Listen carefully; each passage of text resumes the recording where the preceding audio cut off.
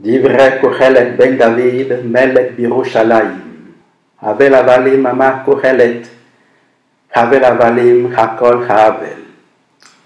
Maïtron la Adam Bokol Amalo Shaya Amol Tachat Hashemesh. Dor Holek Vedorbo, Veyaharet le Olam Omadet. En Kol Hadash Tachat Hashemesh. Salut, je suis Alain Machia de l'Université Laval. Ce que je viens de vous lire, ce sont les premiers versets du livre de Kohelet ou l'Ecclésiaste. Kohelet est l'un des principaux livres sapientiaux de la Bible hébraïque, avec les livres des Proverbes et de Job. On le classe également parmi les Megillot ou les 5 petits rouleaux, une autre sous-collection des Ketuvim ou les écrits, qui constitue la 3e grande section de la Tanakh ou la Bible hébraïque. D'un côté donc, Kohelet fait partie des écrits sapientiaux de la Bible hébraïque, et de l'autre, les Megillot, ensemble avec les livres de Ruth, du Cantique des Cantiques, des Lamentations et d'Esther. Kohelet est le nom du livre en hébreu et le pseudonyme sous lequel l'auteur se présente. Ecclésiaste, pour sa part, vient de Ecclésiastes, qui est la traduction grecque du vocable hébreu Kohelet par la Septante. Ecclésiastes vient de Ecclesia, et comme nous le savons, c'est de Ecclesia que vient Église. Mais les vocables grecs Ecclésiastes et hébreu Kohelet ne renvoient pas nécessairement à un contexte ecclésial, tel qu'on pourrait le comprendre aujourd'hui. Le terme grec Ecclesia a un sens neutre et signifie simplement assemblée, réunion. Voilà pourquoi ecclésiaste ne veut pas forcément dire prédicateur, quelqu'un qui fait un sermon ou une homélie dans une assemblée liturgique. Les traductions anglaises et espagnoles d'Ecclésiastes respectivement par The Book of the Preacher et El Predicador ne sont donc pas très exactes. Le vocable hébreu Kohelet en lui-même est un participe actif féminin singulier du verbe kahal, qui signifie réunir, rassembler, se réunir, se rassembler. Kohelet ou l'Ecclésiaste pourrait donc signifier simplement le rassembleur, celui qui réunit. Mais la question est, de quel rassemblement s'agit-il? À quelle réunion Kohelet invite-t-il ses lecteurs?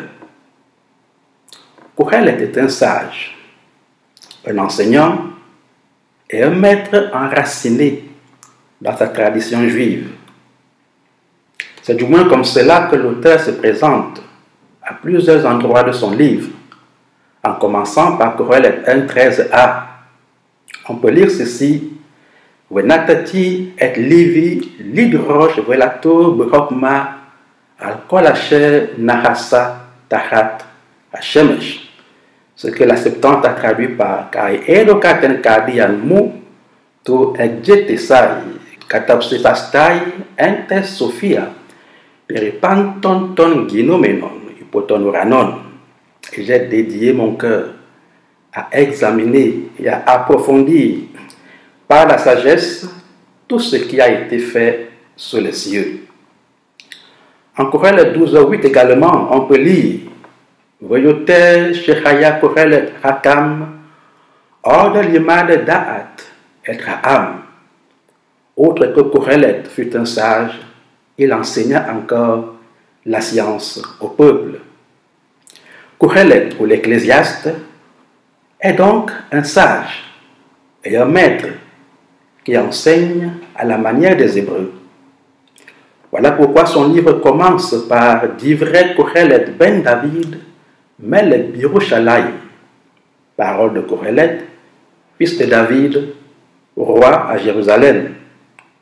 Le syntagme d'Ivrei viennent de Dava, qui se traduit généralement par parole. Mais en réalité, Dava peut se traduire aussi par enseignement, fable, parabole, proverbe ou même énigme. Dava est donc synonyme de Machal, qui est le mot avec lequel s'ouvre un autre livre sapentiel, le livre des Proverbes. Mishlesh Shlomo ben David, Melech Israël, Proverbe de Salomon, fils de David, roi d'Israël. On voit bien que les débuts des deux livres sont similaires. On parle dans ce cas d'un parallélisme synonymique complet. Dava équivaut à Machal, et la paternité littéraire des deux livres, comme pour la tradition sapentielle biblique en général, est attribuée à Salomon. Pourtant, nous savons tous que Salomon est mort aux environs de 933 avant Jésus-Christ, c'est-à-dire longtemps avant l'exil babylonien qui a eu lieu entre 587 et 538 avant Jésus-Christ, alors que les livres sapientiaux sont post-exiliques. Leur attribution à Salomon donc relève d'un procédé éditorialiste ancien qu'on appelle la pseudépigraphie. On pense en réalité que l'œuvre de Qoheleth a été composée tardivement, dans la seconde moitié du IIIe siècle avant Jésus-Christ, et plus spécifiquement autour de 250 avant Jésus-Christ. Les critères de cette datation tardive tournent autour de la langue, du procédé argumentatif et des thématiques. Dans le vocabulaire de Qoheleth, on retrouve plus de 26 hapax legomena, c'est-à-dire des mots et des expressions qu'on ne trouve nulle part ailleurs dans la Bible. C'est donc un lexique spécial. En plus, l'hébreu de Qoheleth est un néo-hébreu, un hébreu mishnique, dont les particularités morphologiques et phonétiques sont proches du 3Q15, c'est-à-dire le rouleau de cuivre, qui est le fragment numéro 15 de la grotte numéro 3 de Qumran et qui nous enseigne beaucoup sur la manière dont l'hébreu était parlé dans les derniers siècles avant Jésus-Christ et au début de l'ère chrétienne. Toutefois, les choses sont encore plus complexes. Qoheleth est le livre le plus énigmatique, le plus critique et le plus difficile des écrits sapientiaux. Tout, ou presque tout en Qoheleth, est énigmatique, à commencer par le nom même du livre. Qoheleth est le participe féminin du verbe kahal. Il n'est donc pas un nom propre, puisque dans la tradition juive, on retrouve cette habitude d'utiliser souvent les participes féminins pour désigner des titres et des fonctions exercées par un personnage masculin. C'est le cas par exemple avec Soferet, qui est le participe féminin du verbe safar, écrire, et qui signifie scribe. La structure du livre de Qoheleth est aussi énigmatique. Dira von Rad avait proposé une structure concentrique à caractère palindromique qu'il a lui-même revue par la suite.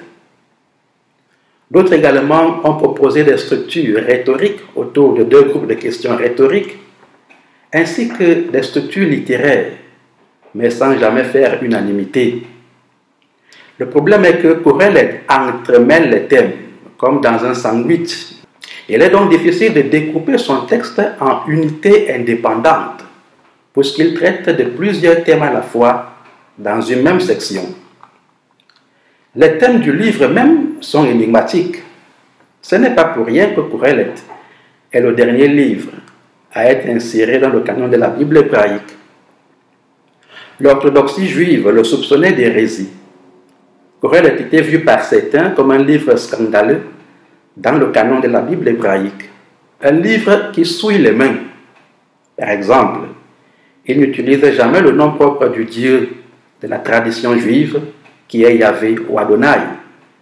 Il utilise plutôt le nom générique commun Elohim, et quelquefois même, il ajoute un article pour donner à Elohim, c'est-à-dire le Dieu, Mais le véritable problème est que Qoheleth est un livre très critique, plus virulent que le livre de Job. Les deux livres de Job et de Qoheleth constituent la sagesse critique de la Bible. Ils remettent en cause plusieurs principes doctrinaux de la tradition biblique, comme par exemple la doctrine de la rétribution. Qoheleth était par exemple convaincu que la sagesse a de l'avantage sur la folie, comme la lumière a de l'avantage sur les ténèbres. On le voit en Qoheleth 2.13. Toutefois, il regrette que là où abonde la sagesse, abonde le chagrin, où abonde la science, abonde la douleur. Qoheleth 1.18. Bien plus, la sagesse, dit-il, comme la folie, est vanité, poursuite de vent. Car, comme l'insensé meurt, ainsi aussi meurt le sage. Tous connaîtront le même sort, semblable d'ailleurs aux bêtes. On le voit en Qoheleth 1.17, 2.18, de 15 à 16, 3.19 à 20. La mort, selon Qoheleth, nous rend donc tous égaux, qu'on soit sage, insensé, ou même qu'on soit une bête. On meurt de la même manière. Voilà pourquoi l'une des affirmations importantes du livre est que tout est vanité. On peut le lire déjà dès le deuxième verset du livre. Havel havalim hama Qoheleth. Havel havalim hakol havel. Ce que la Septante a traduit par Matayotes Matayoteton eipen o Ecclesiastes, Matayotes Matayoteton tapanta Matayotes. Vanité de vanité, dit Qoheleth. Vanité de vanité, tout est vanité. À l'origine, le vocable Evel n'avait pas la connotation morale de vanité. Evel se retrouve dans plusieurs langues sémitiques. On le retrouve en hébreu, en syriaque, en copte, en perse, en éthiopien et même en arabe. Revel signifiait d'abord tout simplement buée, vapeur, vent, futilité. Il traduit donc le caractère éphémère, inconsistant et futile de l'existence humaine, ce qui conduit à une autre affirmation du livre qui apparaît dès le verset 9 du premier chapitre. En kol hadash tahat hashemesh. Il n'y a rien de nouveau sous le soleil. Cette affirmation traduit la futilité de l'effort, du travail, du savoir humain. Rien de nouveau sous le soleil signifie que l'être humain, malgré ses fatigues et ses efforts, ne peut rien ajouter ni rien retrancher à l'œuvre de Dieu. Voilà pourquoi Qoheleth se demande au verset 3 du chapitre 1, donc au début de son livre, Ma yitron la Adam bekol amalosh ya amol tahat hashemesh, c'est-à-dire que gagne l'être humain de tout son effort qu'il travaille sous le soleil. On retrouve dans cette phrase l'un des rapaces legomena, le terme yitron, qui est l'un des termes terminés en on qu'on ne retrouve qu'en Qoheleth. Donc, que gagne l'humain de tout son effort, de toutes ses fatigues, de tout son travail, de tout son savoir qu'il déploie sous le soleil, s'il ne peut même pas ajouter une seconde à la durée de sa vie ici-bas?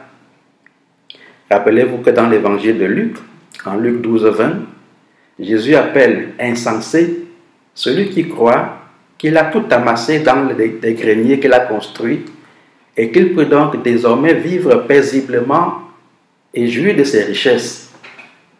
Dieu lui dit, insensé, c'était lui-même, on te redemandera ta vie.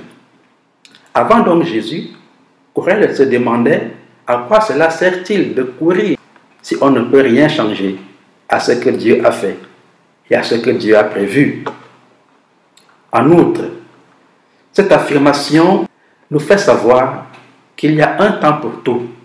Et c'est là encore une troisième vérité que Qoheleth proclame. Cette vérité constitue la trame de fond de tout le chapitre 3 de Qoheleth, qui aboutit d'ailleurs à la conception que Dieu a fait toutes choses bonnes en son temps, et il a mis dans le cœur de l'homme la pensée de l'éternité, de manière à ce que l'homme ne puisse jamais saisir l'œuvre que Dieu a faite du commencement jusqu'à la fin. On peut le lire en Qoheleth 3:11. Le Dieu de Qoheleth est donc aussi le Dieu créateur des sages bibliques, qui a fait toutes choses avec harmonie. Une harmonie dans l'organisation des temps que l'homme ne peut malheureusement pas comprendre. Voilà pourquoi une quatrième affirmation dit que n'oublie pas que Dieu est au ciel et toi sur la terre. Qoheleth 5:1. Cette affirmation est au centre du livre. C'est le centre de la structure concentrique et du raisonnement palindromique et déconstructif de l'œuvre, ce qui lui donne un caractère central. En tant que créateur, le Dieu de Qoheleth transcende toutes choses. Qoheleth nous enseigne alors que Dieu seul en vaut la peine, puisqu'il n'est pas sous le soleil où tout est vanité et poursuite de vent. Dieu est au ciel. Il échappe donc au monde de la futilité, au monde de l'éphémère, au monde de la vanité. D'où la nécessité de le craindre, comme il le dit en Qoheleth 7, 16 à 18. Dans le livre de Qoheleth, la crainte de Dieu n'est pas un sentiment. Elle a valeur sapentielle. C'est une sagesse. Qoheleth épistémologise la crainte de Dieu. Il rend sapientielle la crainte. Sage est celui qui craint Dieu. De même que le dit aussi Siracide 1,14. Être sage, c'est comprendre que seul Dieu en vaut la peine, que seul Dieu est sage et que seul Dieu connaît toutes choses. Pour finir, d'autres ont vu en Qoheleth un philosophe juif proche des écoles philosophiques grecques, notamment l'école cynique, ou voire même encore les stoïciens. Il faut dire que le contexte de composition de Qoheleth est le contexte hellénistique, ce qui justifie les affinités du livre de Qoheleth avec le vestige littéraire et philosophique grec. Mais dans le fond, Qoheleth reste un livre profondément enraciné dans la tradition hébraïque et qui nous enseigne le véritable sens de l'existence humaine, le véritable chemin de bonheur. Après cette petite introduction, je vous renvoie à vos Bibles pour lire entièrement ce magnifique livre. À plus.